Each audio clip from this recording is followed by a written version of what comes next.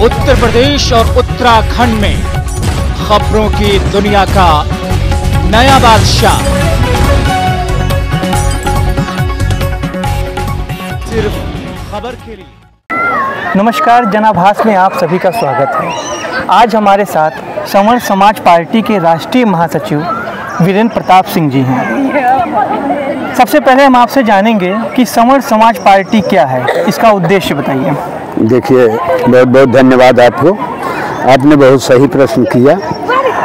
हमारे पार्टी का ये संकल्प है कि गरीबी रेखा से नीचे रहने वाले हर समुदाय को उसका जीवन सुधर सके।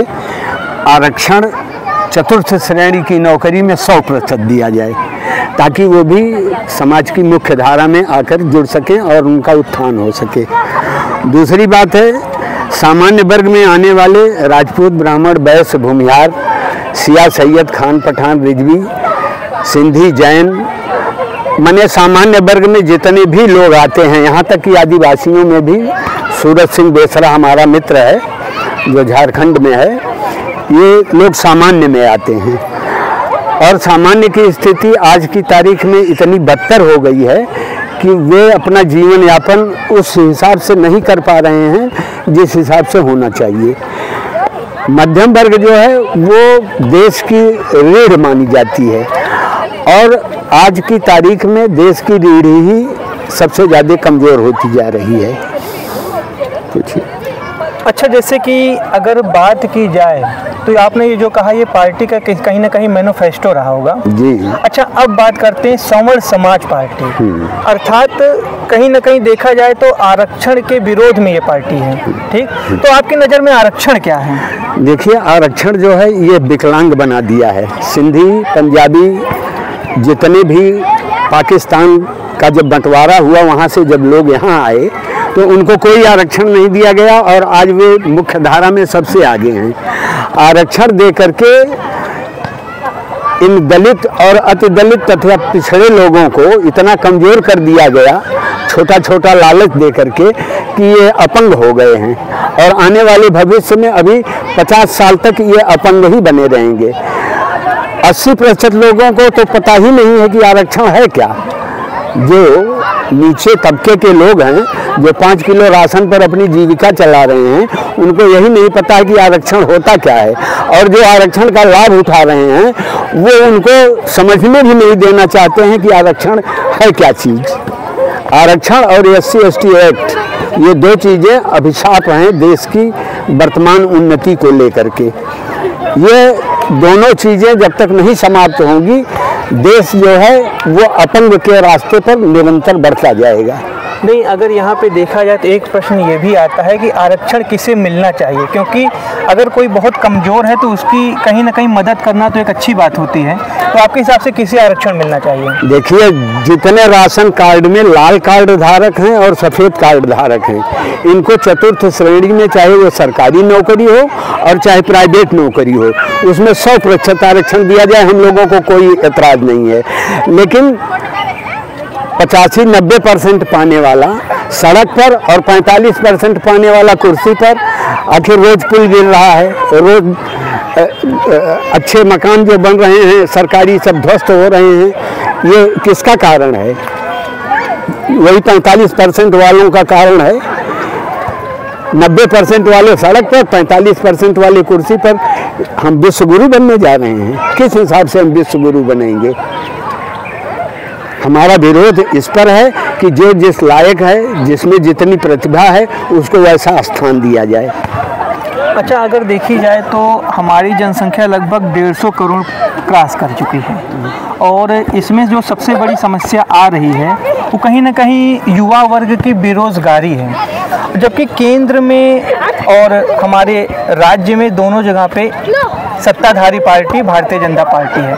तो आपके हिसाब से बेरोजगारी को लेके क्या स्थिति है, या इसे कैसे दूर किया जा सकता है, इसके बारे में कुछ बताएं। देखिए, बेरोजगारी इस सरकार में बिल्कुल चरम सीमा पर है।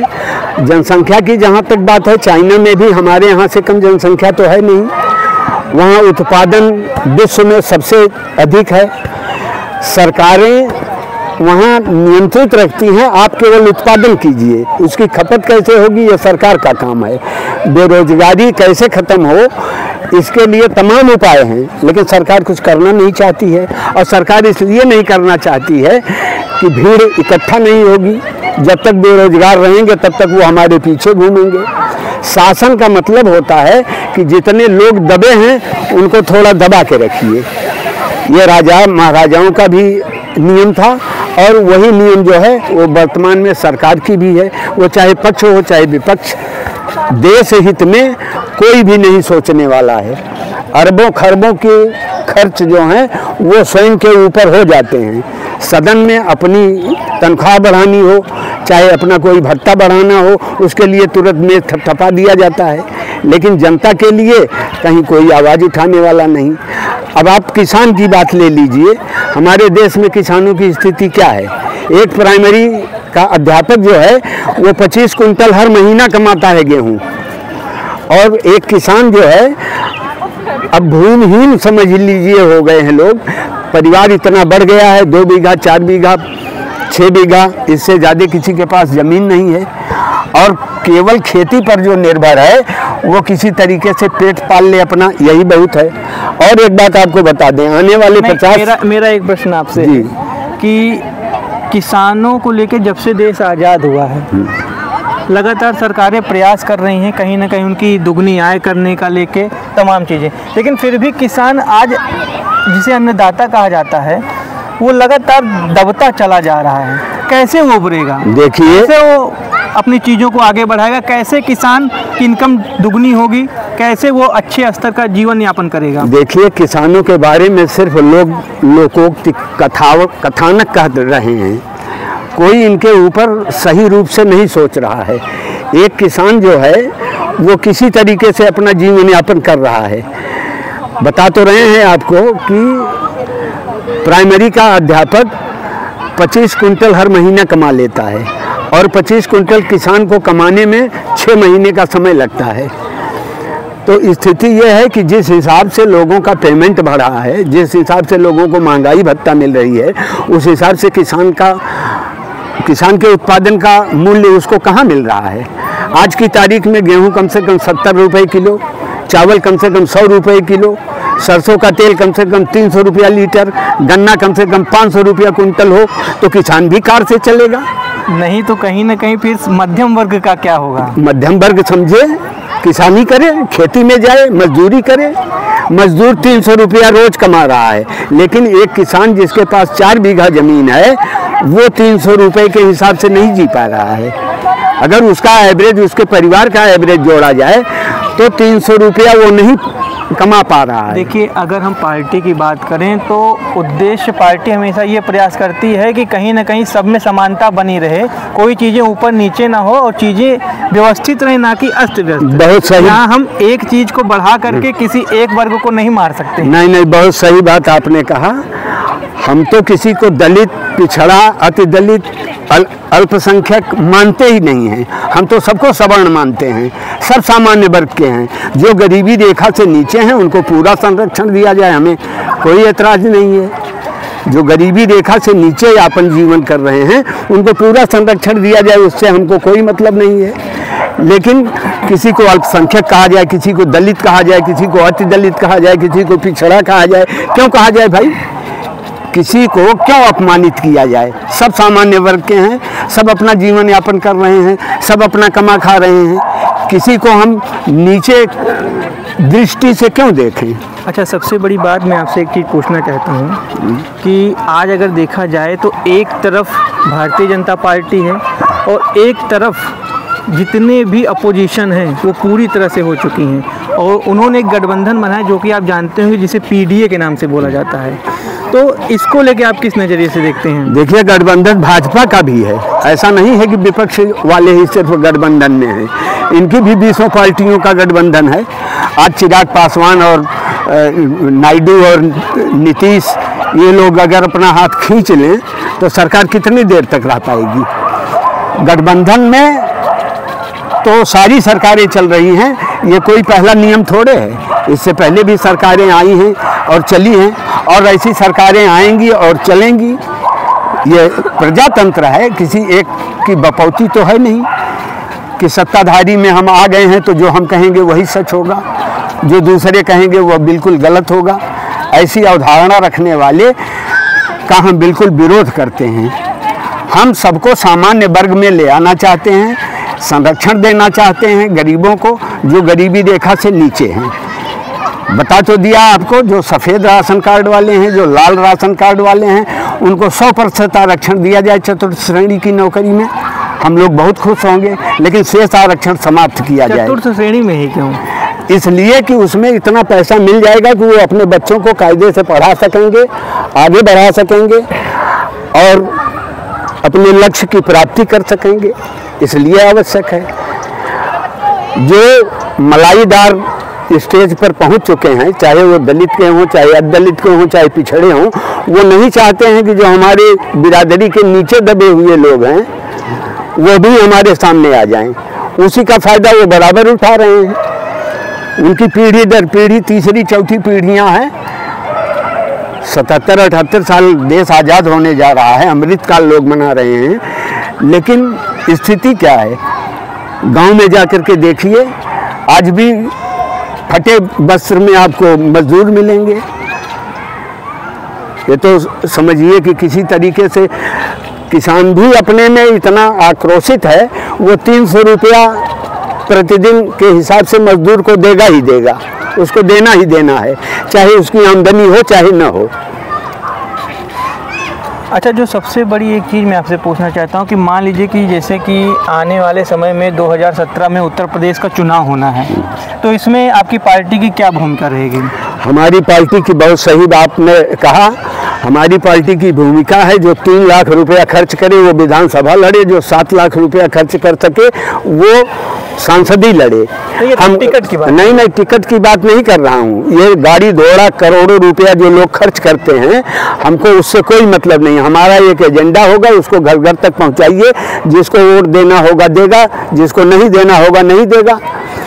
कांग्रेस सबसे पुरानी पार्टी है, दिल्ली में 0 पर है, लेकिन लड़ाई के मैदान में तो हम कम से कम उतरें। हम तो चाहते हैं कि 403 सीटें हैं, 403 सीट में अल्पसंख्यक के आदमी, पिछड़े आदमी, दलित, अति दलित, सामान्य वर्ग, जो जहां से लड़ना चाहे पहली एंट्री और उसके नाम से रजिस्टर्ड। अच्छा, अगर अभी देखा जाए तो जैसे कि पूरी तरह से धर्म एक बड़ा मुद्दा बन गया है इस देश में, और कहीं ना कहीं भारतीय जनता पार्टी जो है वो इसका बहुत ही अच्छा फ़ायदा उठा रही है। और भी देखा जाए एक वक्फ बोर्ड जो है उसको लेकर पार्टी ने एक कानून पारित किया, इस पे आप क्या कहना चाहते हैं? नहीं, देखिए, कुछ चीज़ें जो गलत हैं उनको गलत कहना चाहिए। हमारे यहाँ हिंदू रीति में भी बाल विवाह था, सती प्रथा था, सबका अंत किया गया कि नहीं किया गया? आने वाली जनरेशन, हम 21वीं सदी में चल रहे हैं, दुनिया चांद पर और सूरज पर, मंगल ग्रह पर जा रही है, और हम दकियानूसी चीज़ों पर अगर अपना दिमाग लगाते रहेंगे तो ये अच्छी चीज़ नहीं है। समाज में हमेशा परिवर्तन होते रहा है और परिवर्तन होता जाएगा। हमको चाहिए कि जो गलत चीज़ें हैं उनको हम माइनस करें। वक्फ बोर्ड गलत बनाया गया है। वक्फ बोर्ड कुछ मामले में तो सही था, लेकिन अब ऐसा हो गया है कि जहाँ भी हाथ रख दे वक्फ बोर्ड उसका हो जाएगा। यह विरोधाभास है। जो सही मायने में वक्फ बोर्ड को ज़मीनें मिली हैं उस पर उनको उनका हक देना चाहिए, उसका कोई विरोध नहीं होना चाहिए। और मुसलमान वर्ग में यह होना चाहिए कि जो कमज़ोर वर्ग हैं उनके लिए शिक्षा, स्वास्थ्य, इन सब की व्यवस्था जो है वो वक्फ बोर्ड की तरफ से किया जाए। अच्छी चीज़ है, लेकिन नाजायज़ उसको बेच करके लोग आलीशान महलों में रह रहे हैं और जिनको कुछ फ़ायदा होना चाहिए उनको कुछ नहीं हो रहा है। अच्छा, जो मैं आपसे एक प्रश्न और करूँगा कि मान लीजिए कि समर समाज पार्टी सत्ता में आती है तो आपकी क्या क्या प्रमुख प्राथमिकताएं रहेंगी? देखिए, सबसे प्रमुख प्राथमिकताएं शिक्षा एक समान होनी चाहिए, और जिसके पास एक बच्चा हो उसकी शिक्षा से लेकर के उसकी नौकरी या उसके व्यापार जो भी करना चाहे उसकी सरकार गारंटी देगी। 10,000 रुपया हर बेरोजगार को दिया जाएगा और उससे जिस लायक वह है उससे वैसा काम भी लिया जाएगा। स्वास्थ्य के बारे में लोग सरकारी अस्पताल में जाने से डरते हैं, लोग उसको मुर्दा घर समझ लिए हैं। और प्राइवेट में डॉक्टर जो हैं वो आजकल यमराज बन गए हैं, उनसे आपके स्वास्थ्य से मतलब नहीं है, उनको सिर्फ आपसे पैसे से मतलब है। अभी देखिए सब जगह झूठ मूठ का वेंटिलेटर पर लेटा करके लाखों रुपया वसूल रहे हैं। ये कोई छुपी हुई बात नहीं है, सारे लोग जान रहे हैं। शिक्षा, स्वास्थ्य, शासन और सुरक्षा, यही 4 चीज़ें मुख्य हैं, जिसमें शासन और सुरक्षा पर तो बेइंतहा पैसा खर्चा किया जा रहा है, लेकिन शिक्षा और स्वास्थ्य पर लीपापोती हो रही है। एक शिक्षा होनी चाहिए और फ्री शिक्षा होनी चाहिए। बड़े व्यापारियों को और बड़े अधिकारियों को छोड़कर उनसे पैसा वसूला जाना चाहिए और जो शेष हैं उनको फ्री शिक्षा देनी चाहिए, चाहे वो टेक्निकल हो चाहे वो जनरल हो। चलिए ठीक है। अब आप थे वीरेंद्र प्रताप सिंह जी, जिन्होंने संवर समाज पार्टी की तरफ से अपनी राय रखी। अब हमारे साथ संवर समाज पार्टी के ही प्रदेश संयोजक अनूप श्रीवास्तव जी हैं, हम इनसे 1-2 प्रश्न करेंगे